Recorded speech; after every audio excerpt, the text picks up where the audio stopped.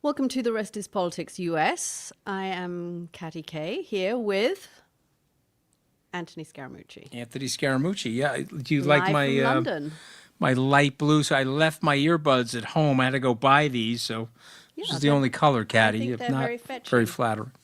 Didn't even manage Yeah. to make my earbuds work, so here we are. But we are doing an emergency live stream on the death of former Vice President Dick Cheney, who I think many of you actually in the comments were already saying, why are we talking about Dick Cheney and isn't he pure evil and the Darth Vader of American politics? Somebody who took an enormous amount of power and, of course, was the architect behind the invasion of Iraq in 2003. And all of those, I think, are interesting comments and we'll address them. But I do think there's no doubt that, Anthony, I don't know if you'd agree, that Dick Cheney was probably the most powerful vice president in American political history, somebody who had a huge amount of power, who massively expanded spending in America, who expanded the whole concept of homeland security, which became the third rail of American politics, who took America and a coalition of pretty much unwilling allies into a war in Iraq, who claimed that he had evidence that there was collusion between al-Qaeda and Iraq after 9/11, was behind much of the expansion of the use of torture in America. And for all of those reasons, I think, love him or hate him, and most of the people I have reached out to this afternoon who worked with him didn't love him, he's a very important figure, and I think it's worth us spending a few minutes looking at his legacy. Well, I mean, listen, I knew him. I did some fundraisers with him, all the way back to December of 2003. But not my cup of tea, Caddy. And I think for people that are saying, well, why would we do this? I think you have to do this because he is, in my mind, a historical pivot. And so I'll just say three things quickly. He is the George Washington of the Forever War, number one. Number two, I think he caused Donald Trump. When you go back into the legacy situation, the arrogance, the hubris, all of this stuff that the Americans really don't like and would like to end forever wars emanates from Cheney. And the last thing is about executive power. Cheney was the progenitor of Project 2025. So he believed in something called unitary executive power. Your colleague on Morning Joe, John Meacham, a very famous and historian, brilliant writer, prolific, said on Morning Joe, because I was watching, that he understood how to use power. And I think one of our members is talking about it in the chat. And I would say, yes, of course, he did understand how to use power, but he didn't use it appropriately. He's also the father of the great lie. Okay, it goes back to him, Colin Powell, the late Colin Powell, prior to his death. This exaggeration of the weapons of mass destruction came out of Cheney's office. They pushed it on Colin and Powell. Powell, of course, was more trustworthy than Cheney. They couldn't send Cheney to the UN to make the declaration that we had slam dunk in intelligence. And so, again, we have 4,492 servicemen killed in Iraq, 200,000 Iraqi civilians dead, millions displaced. The rise of ISIS.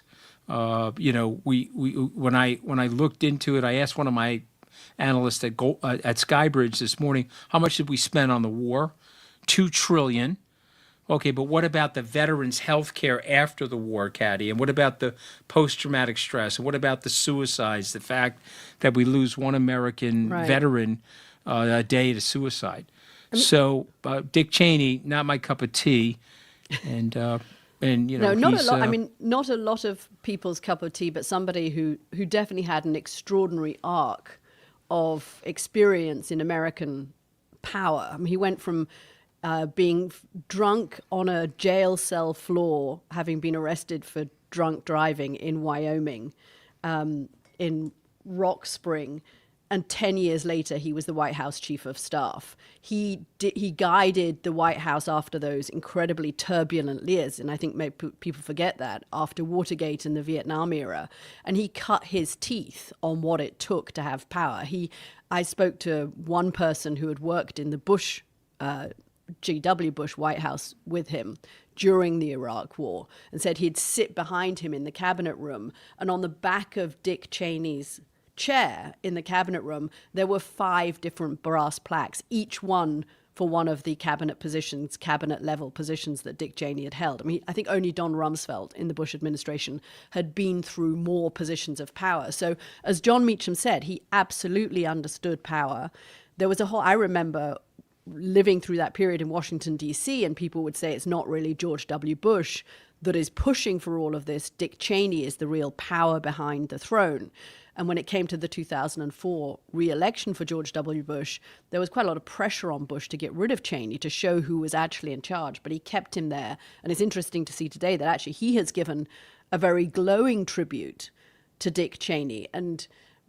But for people who were looking at the war and thinking, why is America doing this? And what is the intelligence for somebody who had been as senior as he had been in intelligence circles, to buy the intelligence of one Iraqi exile to pin 9/11 on collaboration with Saddam Hussein, I think is the thing almost for me that he will be most remembered for, when there was clearly no evidence. And it was one of the people in the chat is asking, why didn't he go after North Korea, which was the bigger threat? Was he so obsessed with the Middle East? And it was the unfinished business, right, of the Bush senior term, that they'd never got rid of Saddam Hussein. And George W. Bush felt that Saddam Hussein had tried to kill his father, and they had never managed to get rid of Saddam Hussein.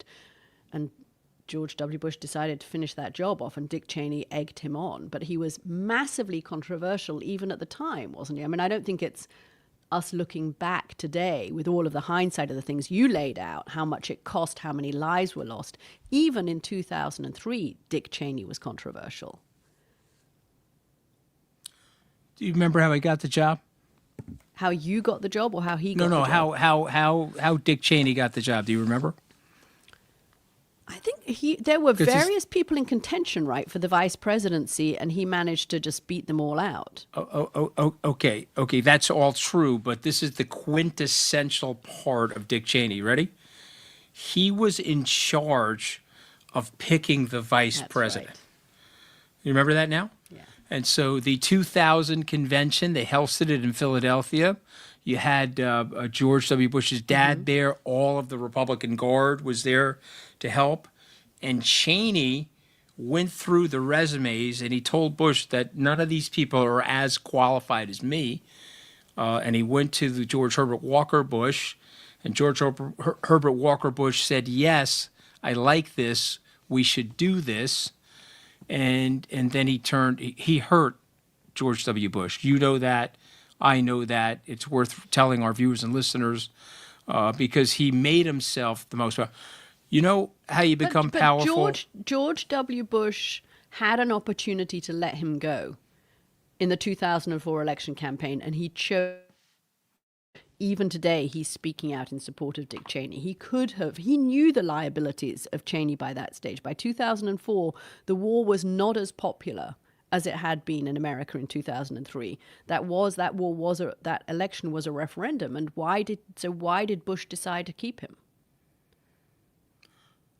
Well, I mean, again, for me, I think he kept him because of continuity. I think he kept him because Bush was a big loyalty guy.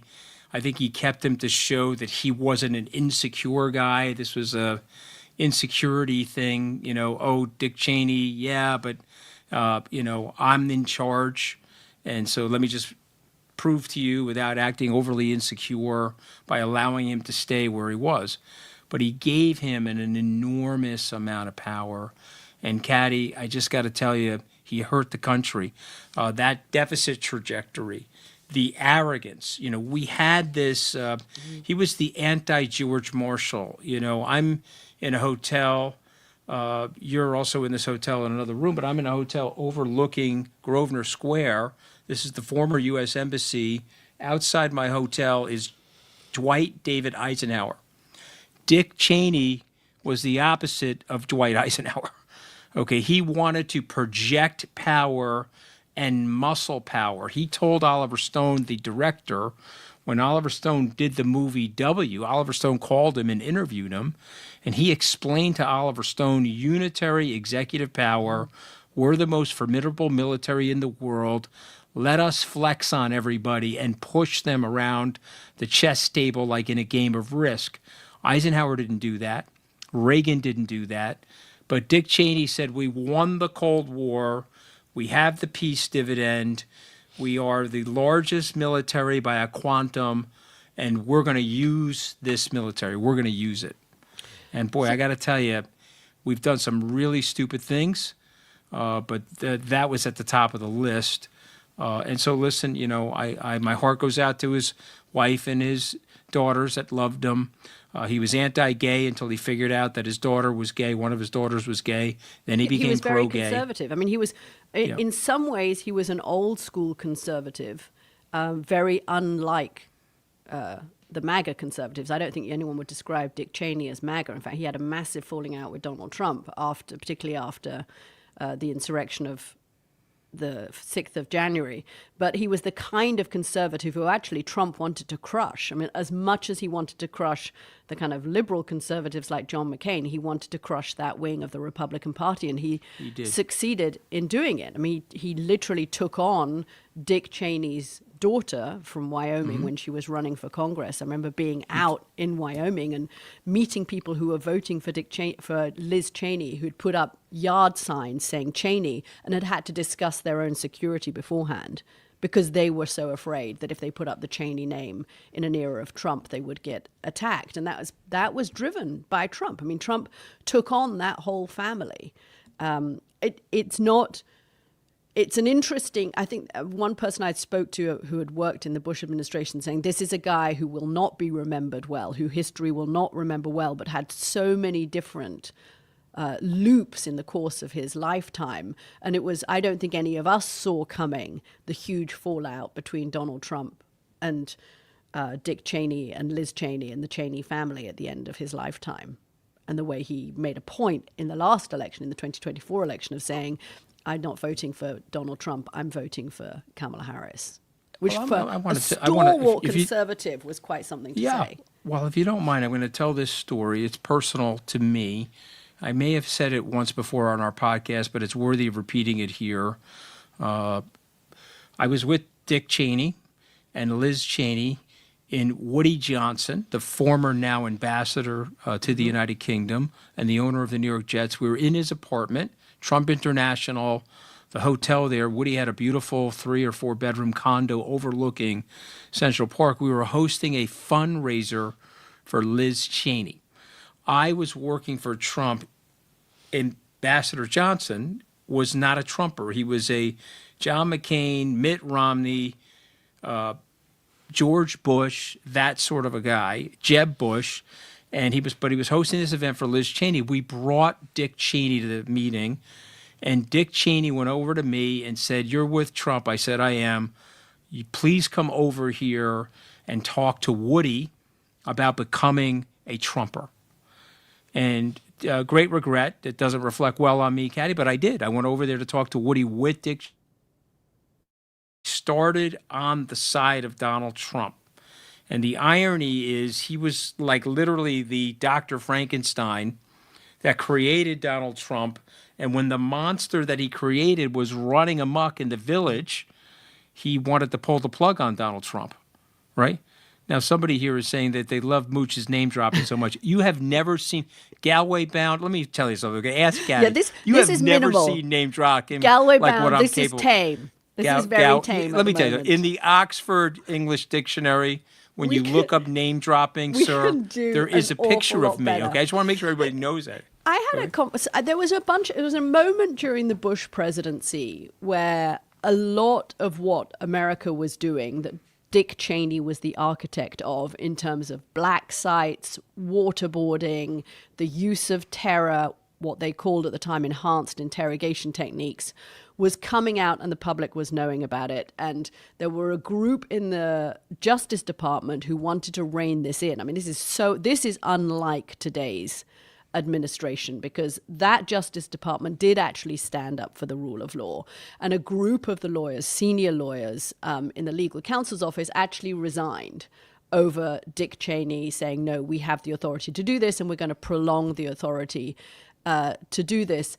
And one person has said to me that they felt Dick Cheney was freaked out. That's the language they used by 9/11. And that I've always felt he used 9/11 as an excuse to go back into Iraq and finish the job they felt they hadn't done in George Herbert Walker Bush's presidency. But it is there is something of a turning point there at which he both sees an incredible opportunity to expand presidential power, doesn't give a damn about American budgets, will spend as much as it takes, cut taxes twice during the Bush administration, even though they're going on the kind of spending spree that makes me look moderate when I'm going around the shops. I wonder whether there was some truth in that. I thought it was a very interesting comment from somebody who knew him, had run-ins with him, said he was a very smart guy and thoughtful, described him as thoughtful, but said something happened on 9/11 that kind of freaked Cheney out. And if you look at his career, that is the moment where he takes this dark turn. That is the moment where Darth Vader starts emerging. Mm-hmm. Yeah, I remember. I mean, this is all. I mean, listen. I have said this. We overreacted. We made terrible mistakes, and obviously, President Biden went to see Prime Minister Netanyahu said, "Don't make the mistakes that we made." But Dick Cheney was the one that wanted. Dick Cheney was like, "We're going to outmuscle everybody." But what you learn about politics, and you learn about real politics and common sense, you are better collaborating, you're better sharing interests, you're better respecting your enemies, your allies, your adversaries. You're better at doing it that way as opposed to doing what Dick Cheney wanted, which was to show you guys what we're all capable of. And so to me, and by the way, what he showed us was we have limitations to our capabilities. We might be the most powerful military in the world, but Dick Cheney. Let's talk about regime. America was shown to be fallible and not omnipotent. We went from regime change, Katty. We went from Taliban to the Taliban in 20 years. And the irony that is was that our Cheney regime came change.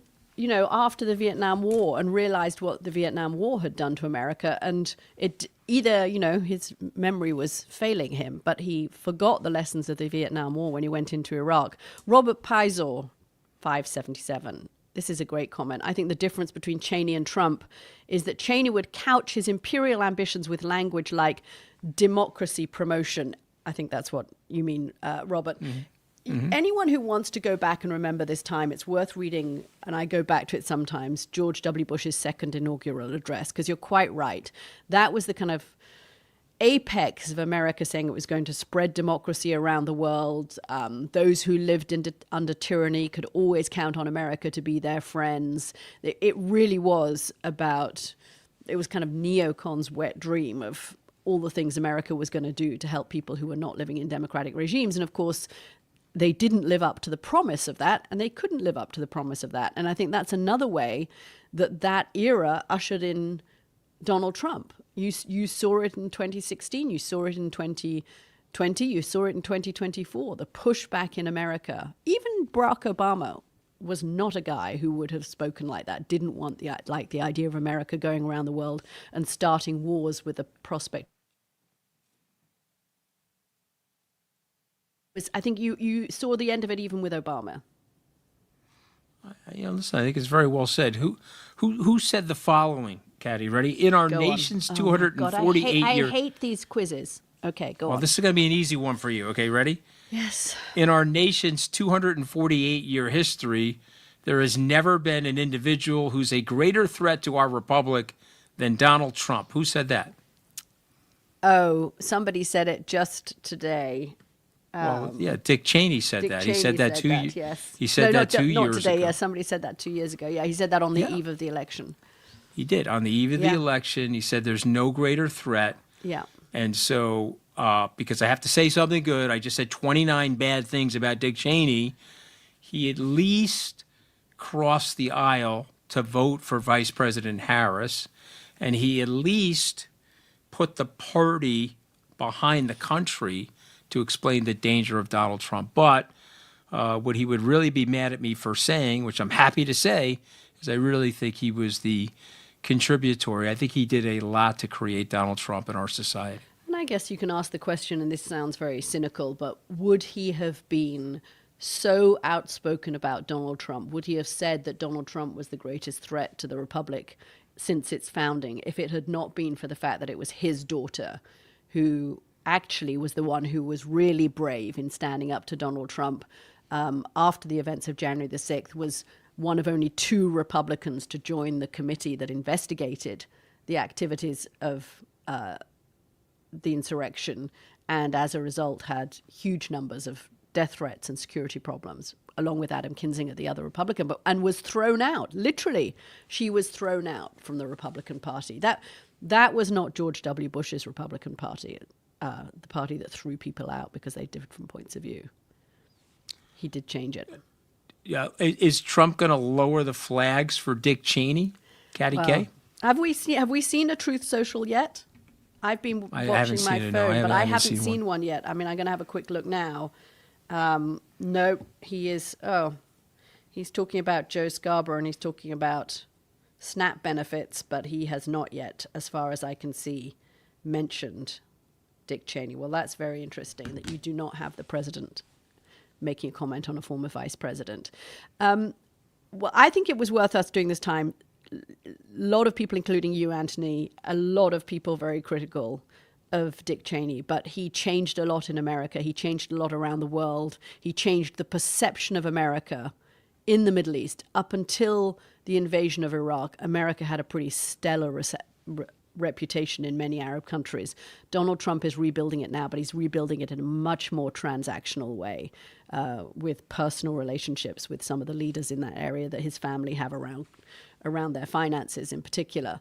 But that invasion of Iraq will be a stain on his legacy, and his expansion of the use of torture by America, also a stain on his legacy, and the expansion of the budget deficit and the expansion of presidential power, because he felt that after Vietnam, the presidency had given too much power away to Congress and he wanted to take it back again, I think does lead us to where we are with Donald Trump today. Final word, Mr. Scaramucci. It's quite a legacy. Listen, again, my heart goes out to his wife and 2 daughters, and I do appreciate the service. When you go into politics, it's a rough business, and I do appreciate the service. But you got to be very careful in this world. If anything, I learned one thing from Dick Cheney is watch the hubris, watch the arrogance, because it can get you in a lot of trouble in your decision making. Okay, we're going to wrap it up there, guys. Thank you very much for joining this live stream on Dick Cheney. Thanks for joining us. We'll be back later this week with more of the usual Rest is Politics. Good to be here, guys. Thank you. Thank you for tuning in.